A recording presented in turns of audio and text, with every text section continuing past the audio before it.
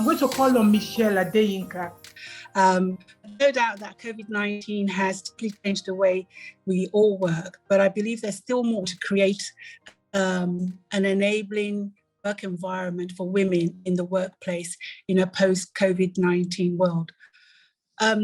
Just by way of introduction on what I'm going to talk about, I recently completed a research project as part of my William Sutton Prize Award, which reviewed how the organisation that I work for help our more vulnerable tenants to access service support they need. And through we concluded that there are 3 fundamental steps needed to ensure fairness, because that is what equality is. And we call this the IES approach, which basically is I is to identify, E is to engage, and S is to support. Now, I'm going to briefly put this in the context of how organizations can enable women to achieve an equal future in a post-COVID-19 world, particularly around flexible working, which is a key staff retention tool for organizations. So under the first step, it is important that we identify life stages of women working in our organizations. For example, how does post-maternity leave look like for women? We need to ensure we use HR data to create gender-friendly policies for the needs of working women. We know that during COVID-19 lockdown, women with children face the challenge of working from home as well as homeschooling at the same time. And there are enough stories out there about how this has been a significant challenge.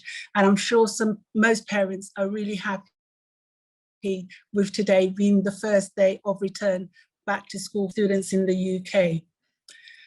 Then under the second step, which is to engage, work and home life balance should be a discussion point at regular one-to-one meetings, and confidentiality should be maintained, because some flexible working may be required for a certain phase of a woman's life, such as when having marital issues, or children are leaving home and starting university, they're dealing with a bereavement, a close family member or extended family member.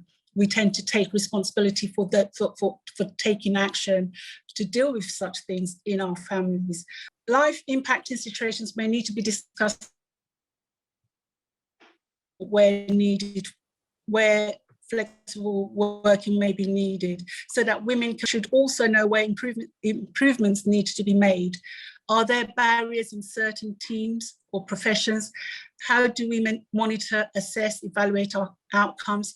What is our definition of success and equality in the workplace? How do we picture this? What impression or message does the organisation give about flexibility? Deemed that it's for people who are not serious? I think it's really important to engage with the right message. I know that before COVID-19, a female colleague of mine used to take annual leave to cover some of the school holidays because her manager just wouldn't approve working from home, using the excuse of service demands. And I've had to intervene to ensure fairness and understanding of that person's need. So there's still engaging and understanding.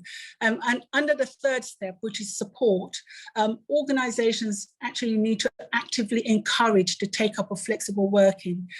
Women need to know what support is available and how to access it. Don't make it too demanding to apply. I know most organizations adopt flexible working for women with young children because there's a legal requirement to do so, but it can still be demands, or if a manager will support it. So that's a very brief look at how the IES approach from the research that I undertook can help us to achieve gender equality outcomes. But moving away from research, I would like to touch on contributions that everyone can make and opportunities we can all create. There is what is called the circle of influence, should be the starting point for any change agenda. So on this International Women's Day, I'd like to challenge everyone here to look around you and identify, engage, and support women. Give them that opportunity that lies within your circle of influence and resources, as that will certainly improve our goal for gender equality, whether it's having gender-friendly policies to promote inclusion or women, empowering women to access employment and business opportunities, providing financial resources, or something that costs little, such as mentoring, counseling, advice and support, encouragement, and even a smile. Yes, a friendly smile can be a great motivational tool to boost confidence and well-being of any person. I believe strongly that everyone can do something. That's the contribution, that's the opportunity, particularly in a post-COVID-19 world. That's my message. Thank you all very much for listening.